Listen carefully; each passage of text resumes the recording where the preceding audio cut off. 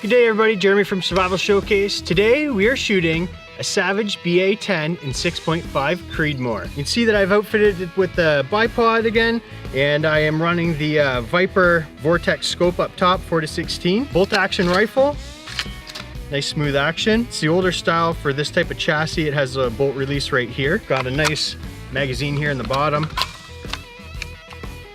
Very neat unit. We'll get it out, we'll shoot it, and we'll go over a few things on it with you. The action on this rifle is a factory blueprinted Savage action. The chassis on this is a monolithic chassis machined from a solid billet of aluminum. Front fore end features M-lock and Picatinny rail for an easy configuration. So we have that Picatinny rail up on top, and then you got the M-lock right on the front where your foregrip would be on a normal rifle. This rifle features the very safe Savage Accu trigger. At the very muzzle of the rifle, we feature a threaded muzzle, and that's a 5/8 by 24 thread. And what you're seeing right now is a knurled protector over top of the threads. If you're somewhere where you can use a silencer, you can adapt that on there, or you can put on a brake of sorts. So from Fab Defense, we feature the GL Shock 6-position shock absorbing buttstock with adjustable cheek rest. And you can see that you can do the cheek adjustments on there, and it's very simple. On both sides you have one of these, and you just loosen them off, and then you set it whatever height you need it, and then you tighten them both back in. There's no click positions or anything like that on it. You just loosen those two nuts, pull it up to where you need it, tighten it in, and you're ready to go. You also see there's a spot where you can push in if you want to put a sling on here.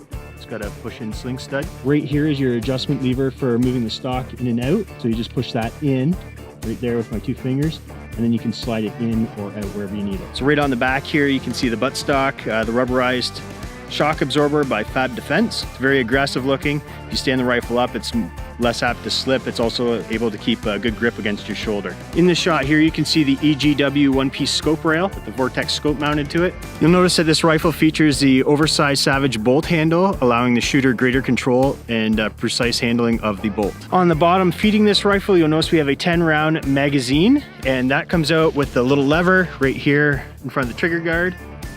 And you just press it in, it drops out, and there's your mag. The pistol grip on this Savage rifle is a Hogue style pistol grip, and it is made from Hogue. Very comfortable, as I've noted on other rifles. It's very, very nice to keep your hands on. Has a little bit of grip on there as well. The barrel on this rifle is a 24-inch medium heavy barrel with fluting in it. So today's cartridge that we're using, it's a Winchester Deer Season 6.5 Ceedmoor with a 125 grain bullet on top. So the cartridge that we are shooting today is a 6.5 Ceedmoor, as you can see it here in the shot that I've got.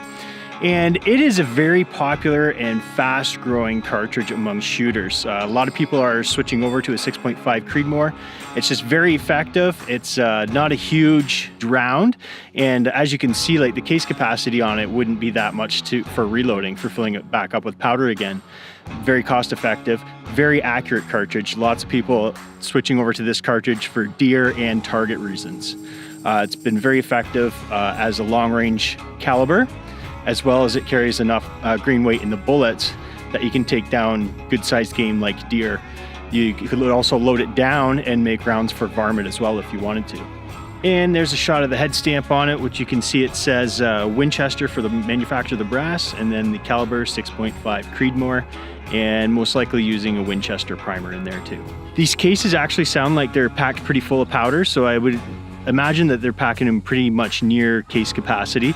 I'm not sure on what powder they're using in there, but if you take the case and you shake it, you can hear a little bit of room, and it's not like there's a lot of powder moving around it, so it's pretty tight. So the bullet on here is called the Extreme Point, and the ballistics table states that at the muzzle, it is running at 2,850 feet per second. At 100 yards, it's 2,682 feet. At 200 yards, it's 2,520. At 300 yards, it's 2,364. At 400 yards, it's 2,214. And at 500 yards, it's 2,069. So, and it's still carrying very good energy throughout the range. From the muzzle, it's 2,254, and then out to 500, it's still carrying 1,187 power out there. The trajectory on it, at 100 yards, it's 1.7 inches, zeroed in at 200 yards, and then at 300 yards, it's a drop of 7.1. At 400 yards, it's a drop of 20.5, and at 500 yards, it's a drop of 41.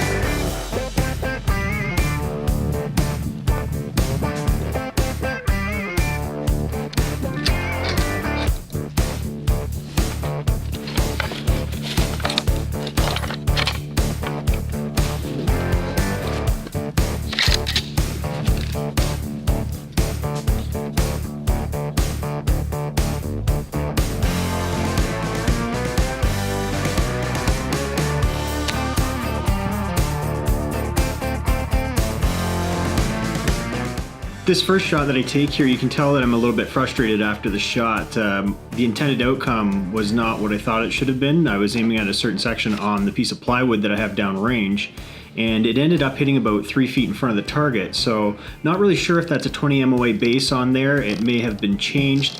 I actually did not see where it said 20 MOA on the base. I was just told that it most likely was a 20 MOA base, as it did look a bit thicker. However, I dialed in some elevation and recorrected for the next shot.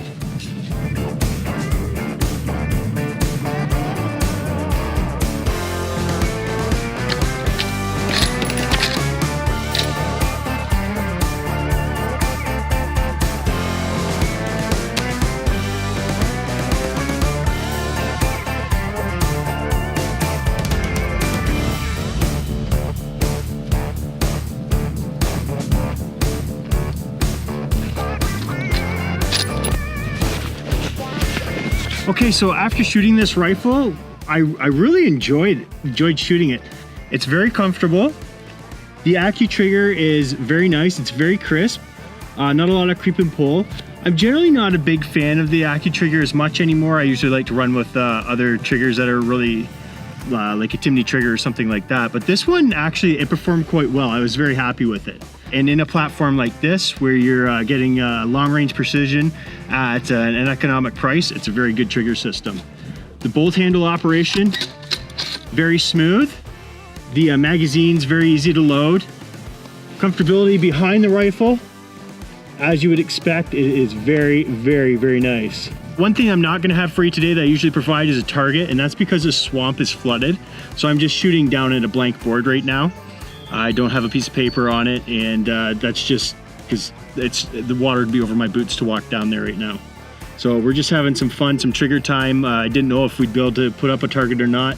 It appears that we can't, so we're just gonna shoot it and we're gonna give the report that way. On the next rifle, we'll have a target ready for you. Oh yeah, for me personally, this back cheek rest, with the way the scope's mounted on there, didn't need to raise it up. There we go.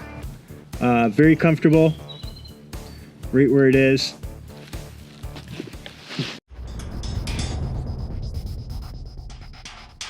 Awesome, thank you for joining us on this video. If you don't want to miss the next one, please click subscribe.